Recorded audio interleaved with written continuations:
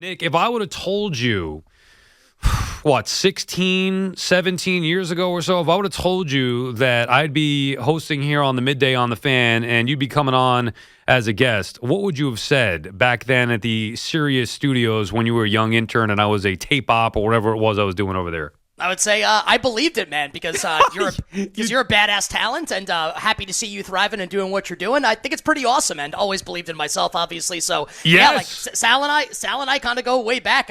Even when I interned at the Fan and you were there, we used to go to Knicks games together, man. Sit in the press area when I covered them for WFAN. Now you interned at Sirius first, right? No, I interned at the Fan in 2003, and then interned at Sirius the first year of NFL radio in 2004, my senior year of college. I remember you more with Sirius because I interned at the Fan in 2003. I didn't realize that we were at the same timeline. I definitely remember you and you and I used to have many discussions about your crappy New York Giants in the, That's right. in the Sirius They're still bad. Yeah, well, what do you think here? I mean, look, let's start there, and before we get into it, and it is a pleasure to have you on and fun to talk to you and cool to think back to those days. And Indeed. Now here we are. Look at us now. But anyway, the Giants are lousy. I know you know that more so than anybody. Give me your thoughts because I haven't really heard them here. It's the first chance I'm getting to talk to you myself. You like Daniel Jones? I'm assuming you want Gettleman out. Where do you stand with the Giants organization as a whole right now? Well, I mean, I was driving around. I was listening to you earlier, and I sent you a DM on Twitter like, you're 100% right. And I'll say it. And Sal, you've been saying it. I think Giants fans are delusional, and it's kind of like Giants and Yankee fans are both kind of delusional about the way the organizations are going right now.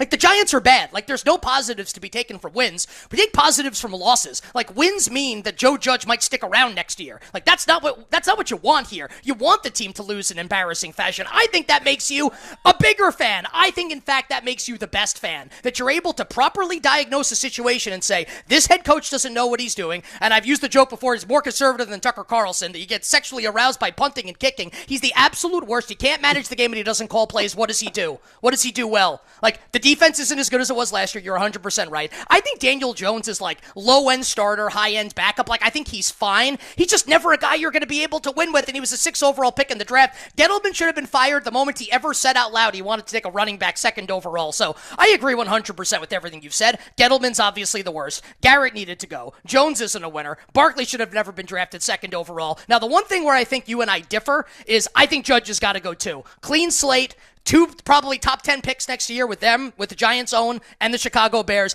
Get Judge out, because that report that came out last Sunday, like, great, Gettleman's going to go, that's awesome, but we're going to promote Kevin Abrams, the assistant, like the assistant of this disaster is going to get promoted, or Judge gets to pick one of his cronies from New England. You're going to let this overgrown phys ed teacher pick the new GM of the team? The guy can't even manage the clock on game days. Give me a break here. Team's a disaster. I want them to lose. Next sentence. Think they're going to cover on Sunday against the Dolphins. That was awesome. I think you are the first person I think I've heard that has more energy and talks faster than I do. What is going on here? We got it going on here a little bit. People are going to be driving off the road. All right, so is that all? Look, I do understand the logic of Joe Judge moving on from him. By the way, is there a coach, because I've seen a lot of your stuff on Twitter, and obviously I've heard you, is there a coach that you actually like in the league? I'm assuming Belichick would be the one. Is there any coach outside of Belichick that you don't think is a slap, right? Is that your term? Yeah, slap. Yeah, well, that's a great term in the NFL community. There's a word that follows it that rhymes with my first name, and we'll leave that on the cutting room floor for right now on a family-friendly station. But yeah, I think you're gonna get me fired again. Come on. We'll try and avoid that, my friend. Like, I think, for instance, like Sean McVay is a great play caller, great offensive mind. Same with Kyle Shanahan. The issues that I have with a lot of head coaches in the NFL are they're terrible game managers. Like when it comes down to a big spot, like knowing whether to go for it or not, or whether to kick the field goal. And this isn't to intimate that like I know everything, but like it's for the people out there listening, right? Like I'm 38 years old. I grew up playing Madden. Like I feel like a lot of people like us, Sal, we would have a better sense of what to do in some of these situations than these coaches do. Like, think about, like, Joe Judge, all the times when he punts and you're like, just go for it, guy. Like, the team's not good. Try and win instead of coaching not to lose. So, like, I think Shanahan's a good play caller. I think McVay's a good play caller. These guys are terrible in-game coaches. How many times do we need to see it rear its ugly head? I actually think, like, all the good game managers, like LaFleur's another one. Like, great, like coach in terms of putting, like, a game plan together. But, like, look what he did in the NFC Championship game against the Bucs. Like, you kick the field goal there and you give the ball back to Tom Brady. Like, what do you think's going to happen, bro? Like, Brady's going to run the clock out and your season's over. I think all the game managers, honestly, all the good ones, as far as coaches go, Sal, they're all in the AFC. I actually don't think there's any good ones in the NFC. I would pay, like pay-per-view, to see you in the same room with some of these coaches. Pick like 5 coaches. We could build. They probably beat me up. Oh my God! No, I would pay per view to see you just go back and forth and questioning why they did this. You would obviously keep a log of certain moves at certain coaches, even if 3. It doesn't have to be 5. Pick 3 coaches, go over 3 different games with those coaches, and you interviewing them. Hey, why'd you do this? Just slap. I would love. Me too, man. I would love it too. But it's like, I mean, we all watch the games. Like, it's a different era of the National Football League now. Like, Brandon Staley's like knows what he's doing. The head coach of the Chargers. Like, I know that people, how could you go for it? 4th and 2 at your own 30-yard line. Well, it's like, if the game's over either way, then like, why don't you try and extend the game and try to win? I think way too many head coaches coach not to lose. They don't coach trying to win. That's my big problem, honestly, with Joe Judge. Like, he doesn't call plays. So like, what's he supposed? There's no accountability. There's no discipline with the team. They take tons of penalties. They're a stupid team. And then like, he doesn't even get the game management stuff right. So other than that, the Giants are great. All right, good point. So what's he doing? All right, let's look. We're talking with Nick Kostos here. Let's look around at some of the lines. And maybe before we get to some of the lines, I'm just curious what your thoughts are. I mentioned 3 teams that I thought were on the ascension here. One would be the Niners. I think they're playing well. The other would be Miami, and I think they've been playing really well, and I like them to beat your Giants this week, too. I think people are overlooking them. The other would be the Eagles. The Eagles, where do you view them? A little hiccup last week against the Giants, or do you think the Eagles are not a very good football team? I think probably somewhere in the middle. I don't think they're as bad as they look last week against the Giants, and it's a completely different conversation, right, if Jalen Reagor catches that ball on the goal line at the end of the game, because they win the game. And Jalen Hurts was not healthy during the game, which we didn't know until like a couple days later. So I do think that the Eagles are better than they look last week. I also don't think there's like a clear like tier atop the NFC, and maybe the 49ers are in it at this point now, and I agree with you on San Francisco. I don't think Philly's in that tier, although I do think that Philly is very much on the up and up, and obviously a ton of draft capital moving forward. 3 first-round picks coming up in next April's draft. Give me the who do you think that? All right, let's assume you say Niners, and who's the last team in the NFC right now in your mind? Well, Washington, I think, is the team that's actually the last like technical one in, but Minnesota is better than Washington. Okay, no, so you're right. Who would you pick? I'm not asking you who technically is. I want to know who you would pick would be the last team to get in the playoffs right now. If not Philadelphia, because that would be my team. I still think it was a little hiccup. Who would you pick moving forward? Minnesota? But Minnesota would be the one. Yeah, I would go with the Vikings. Even though the Eagles do have like an easy schedule coming down the stretch, like it's more like they could make the playoffs. I just think that they're not on like the same caliber of level as like the Vikings. Like the Vikings are a better team. They also have a dumb coach, which is the reason why like they lose all these close games. Being honest, like Zimmer's a terrible coach. It kind of is what it is, right? So Dallas obviously is in that tier. He can't be that dumb. Did you see his girlfriend? Well, yeah. I mean, off the field, he's doing pretty well. On the field, maybe not so much here. Tampa obviously is in that tier. Arizona's in that tier. The Rams are in that tier. The Niners are in that tier. And then the Vikings, and then I guess I think you would have to say Philadelphia. I still like the Eagles more than Washington. All right, so before we get to specific lines and games and props and picks and all that fun stuff, give me your thoughts on Miami here. Did they have, they started 1-7. I mean, Nick, when was the last time we could sit here and say a 1-7 team is a legitimate threat at the playoffs? Miami looks completely different. That Thursday night game against the Ravens, their defense was swarming. They've won 4 straight. They have a soft schedule. They're 5-7. It's an outside shot, but they have a shot. Your thoughts on Miami? Are they legitimate or no? I would say not legitimate in terms of like making the playoffs in the AFC, because the first team out of the AFC playoffs right now is Indianapolis, and Indianapolis is a lot better than Miami. And I know they played earlier in the year. Indy won that game, but Jacoby Brissett started. It's a different Miami team now, so I don't look at Miami as being like in that same tier as like really good teams in the AFC, and the AFC is obviously loaded. As far as this game is concerned against the Giants, I do think that the Dolphins, Sal, are getting too much credit in the betting market right now, where the line was going to be 3 with Daniel Jones as the quarterback, and now it's all the way out to 6 at You Better You Bet show sponsor Play Sugar House. And like, I don't know about you, but I don't think there's a 3-point difference in the point spread between Daniel Jones and Mike Glennon. I actually think there's value on the Giants. I thought there was value on the Giants when the number was 3. I make my own numbers, Sal, and I made the game Miami -2. So I had Giants +3 circled if it's going to be Daniel Jones. Now that it's Glennon and the line's out to 6, I think this becomes an easy bet on the Giants. Now, I always say, just because I say something's an easy bet does not mean it's guaranteed to win. The Dolphins could obviously win this game by 20 points. I just think 6 becomes a really valuable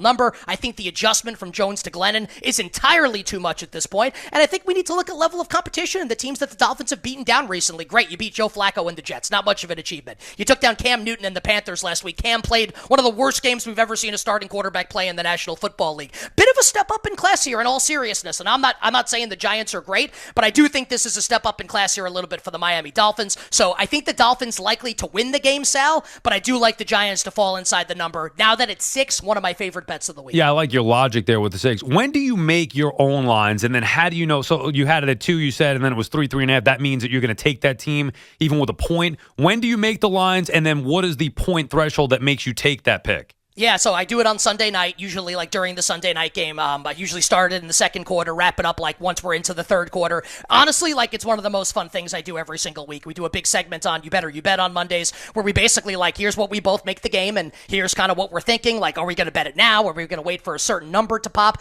You know, there are some instances where like I just kind of know like this is, I'm not going to get a better number than I'm getting right now. Other instances, and I'll give you an example, which is the Steelers-Ravens game this weekend. I made the game 2.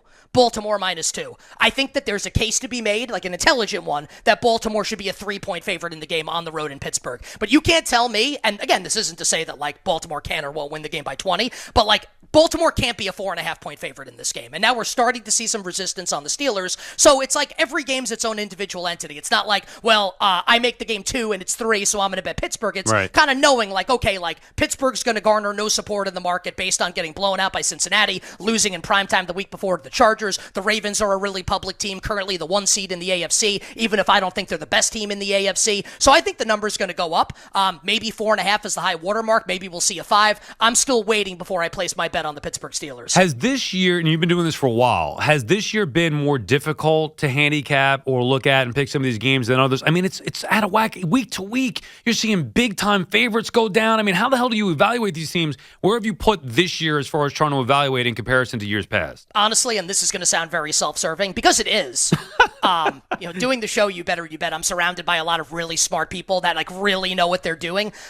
We won in the NFL last year. We're winning in the NFL this year. That is not to intimate that I win every bet or that we win at every sport or that all we do is win. We lose plenty of bets. I had the Saints last night. That was a loser. Just that I think my process in the NFL has become really, really evolved here. And it's like the one thing that I try to avoid is generalities, right? Where, big favorites lost last week, so now they're going to lose this week. It's like I try to avoid stuff like that. Each game needs to be diagnosed individually. It's its own individual entity, its own like individual puzzle piece to be figured out. It's why like I go nuts like when content creators in the space are like, well, the last time the Colts played the Texans in Houston, the temperature was between 58 and 65 degrees. The Colts are 3-0 against the spread. It's like it doesn't mean anything.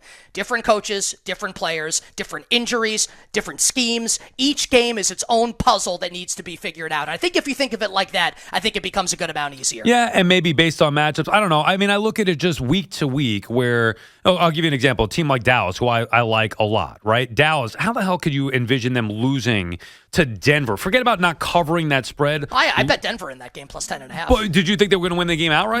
No, but that's the NFL. Like crazy you're stuff right, happens. but it happens all the time. Jacksonville and Buffalo, Texans beating the Titans. I mean, with the Jets beating the Bengals, there have been so many that just don't make sense. I'm with you. I always would expect the unexpected, but there are certain things where you think you have a gauge of a team and how they're playing, and then it's a complete opposite. Week to week, you don't even know how to evaluate a team, let alone these lines. Yeah, it can be difficult. I would say this, and I've said this before, both on You Bet or You Bet, other radio spots I've done. I think the best way for people to think about betting the National Football League is to anchor your thoughts, like your preliminary thoughts on a game, not in what happens like on the field the previous week, but what the closing number was. And I think that a major like misnomer and a major like the thing that people get wrong is like assuming like the phrase like Vegas knows or like the sports books are laying a trap, like it's a trap line.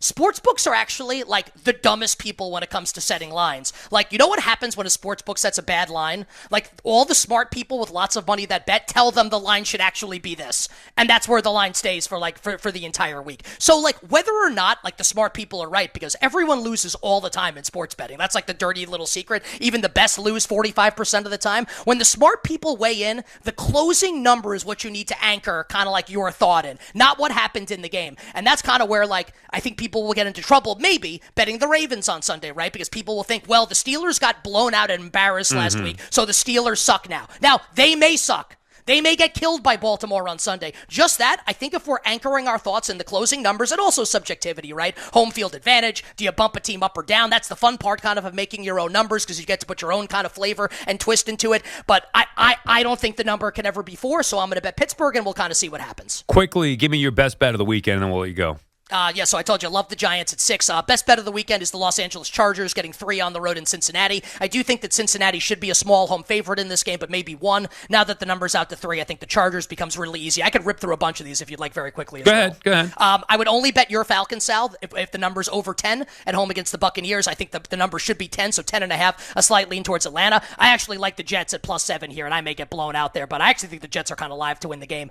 Like the Vikings, but only if the number is 6.5, if it comes off 7 to 6.5. Now that Houston's +10 at home against Indianapolis, I like the Houston Texans. I would only bet the Rams at home against Jacksonville. They're a 13-point favorite. Would never bet the Jags. And I like the Raiders -1.5 against Washington. Think Washington's getting too much credit based on beating up on bad teams and inferior competition. Over 45.5 with the Niners and the Seahawks. That total's like 3 points too low. Chiefs at anything below 10 Sunday Night Football against the Denver Broncos. And watch for the weather coming up on Monday. If there is snow but no wind in the forecast Monday night, Bills and Patriots, that game's going to go way over this total. 43, going to prove to be 3 or 4 points too low. Nick, you are unbelievable. You're the man. I look forward to it next week. Good luck with the bets this weekend and all the shows.